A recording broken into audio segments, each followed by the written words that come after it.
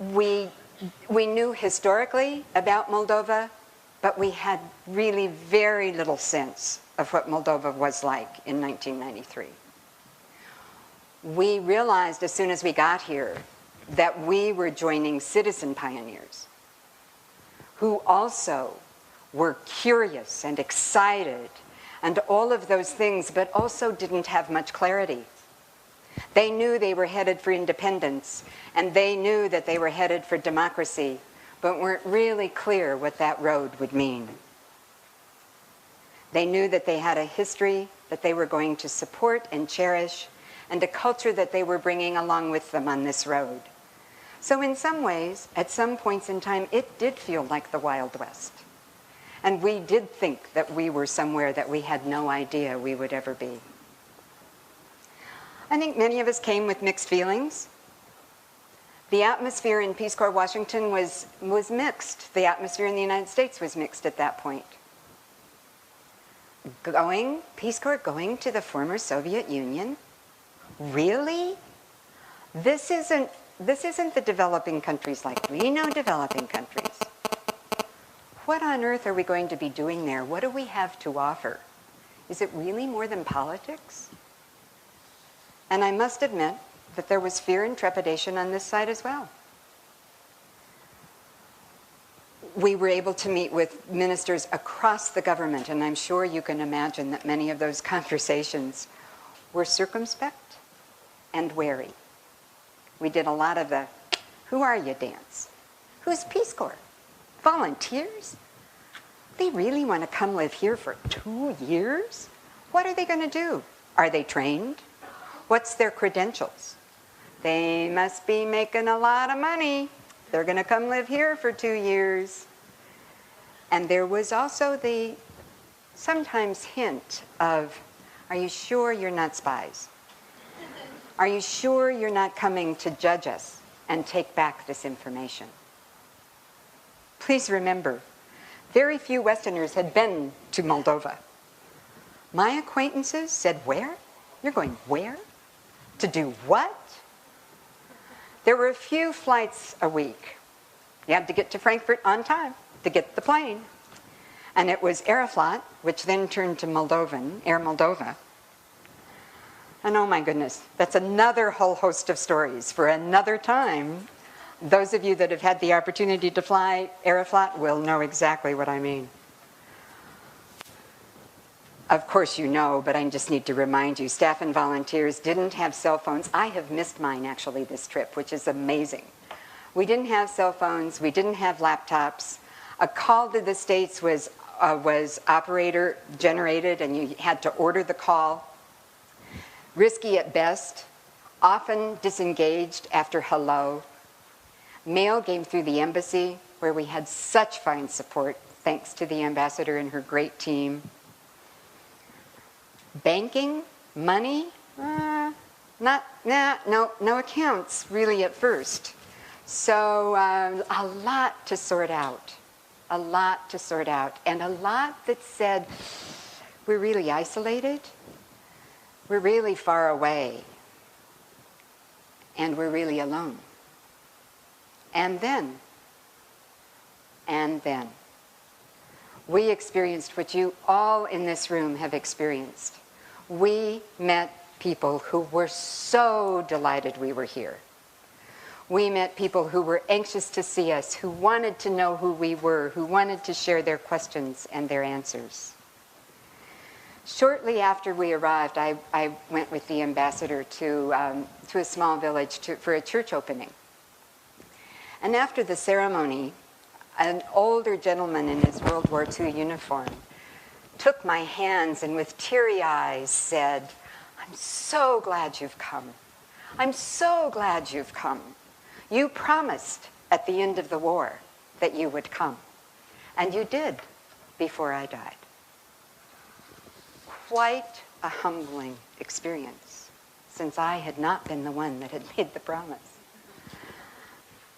And here we were. That's but a vignette of the welcome we received everywhere. As has been said, President Snever wanted us. And without he and Ambassador Pendleton, we wouldn't have been here. And we were very proud about that, and also feeling very responsible. He provided, through the Ministry of Education, two, at that point, employees of the Ministry of Education to help us set ourselves up in the education program. They were our mentors, became our colleagues, our friends, and our associates. They were Nina Potaraka and Dumitru Tabak. You all know.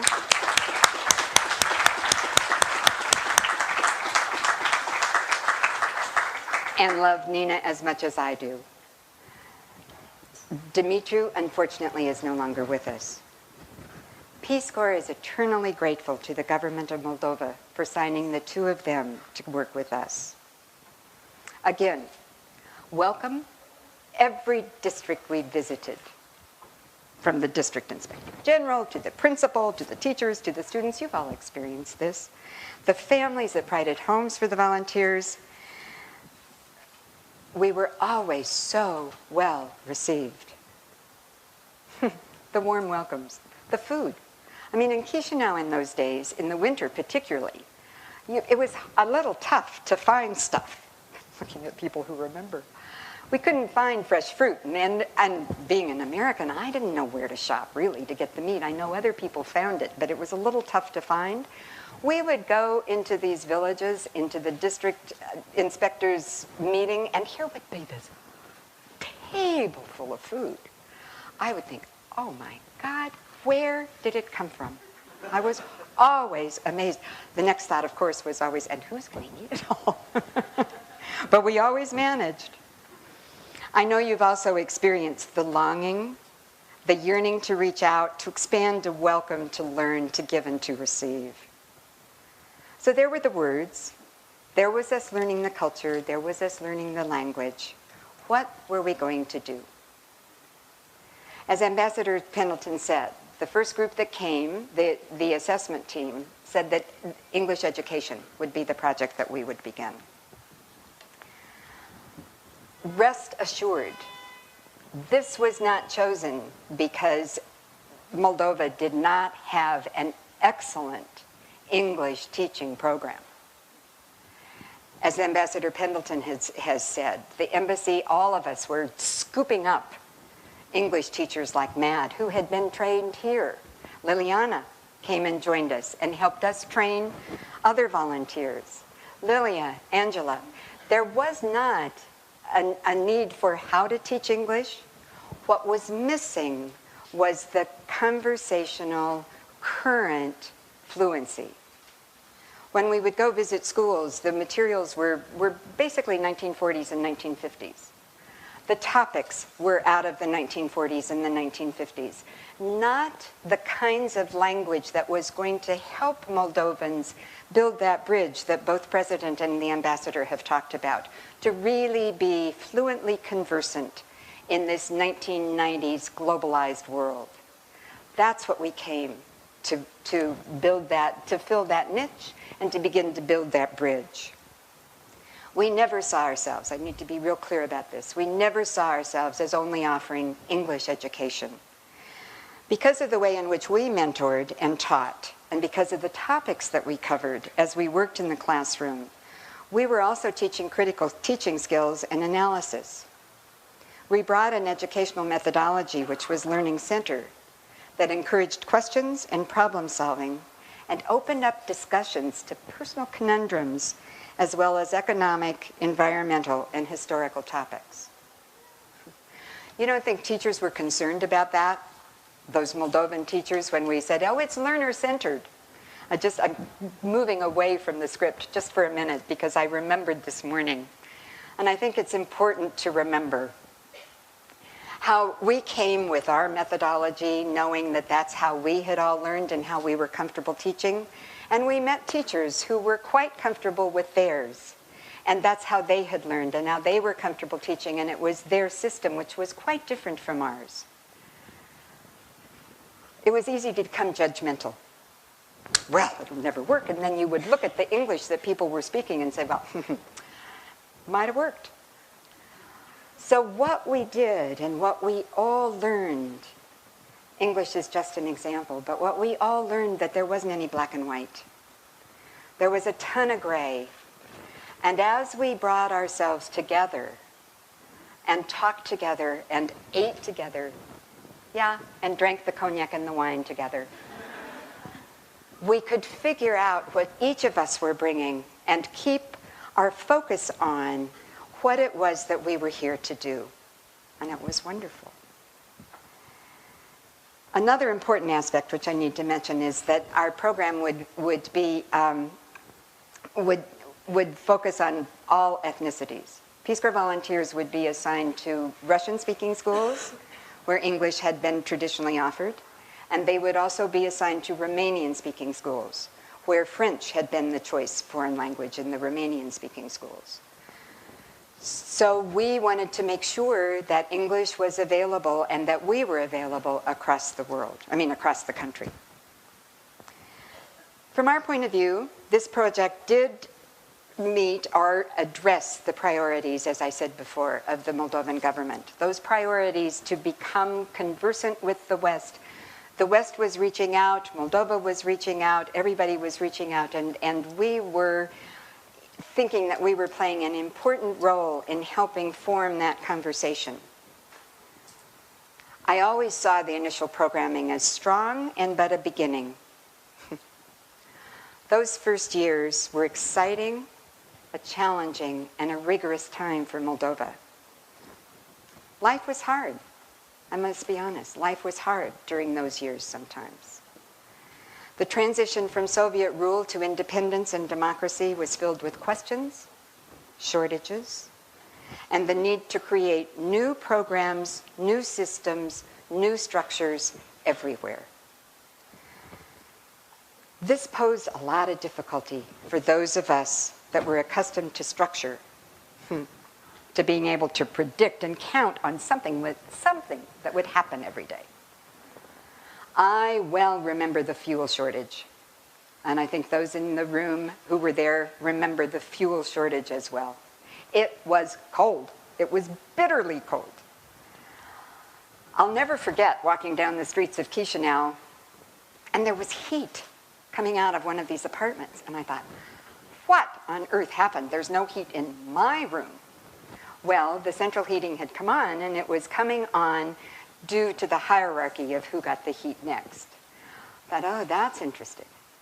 And then we went to visit a school. And in the school, again, there was no fuel, so heat was that, those days, heat, sometimes you had heat and sometimes you didn't. The inside of the windows were icy.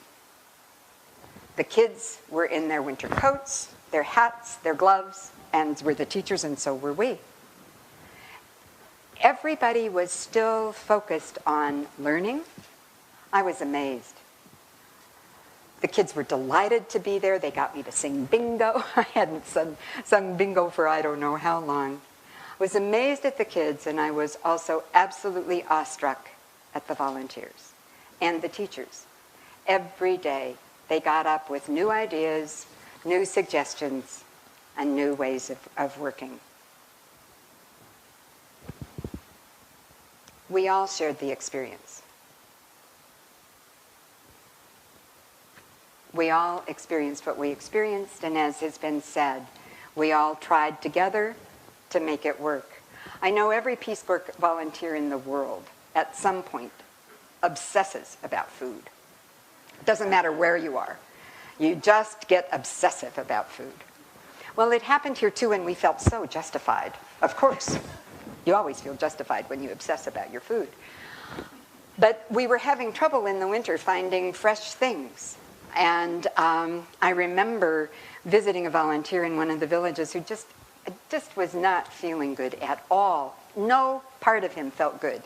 And I said, you know, what's up? And he said, nothing that a good, crisp salad topped off with a baby Ruth wouldn't solve. I said, oh, honey, I don't think we've got that. I think volunteers also struggled with the uncertainty of whether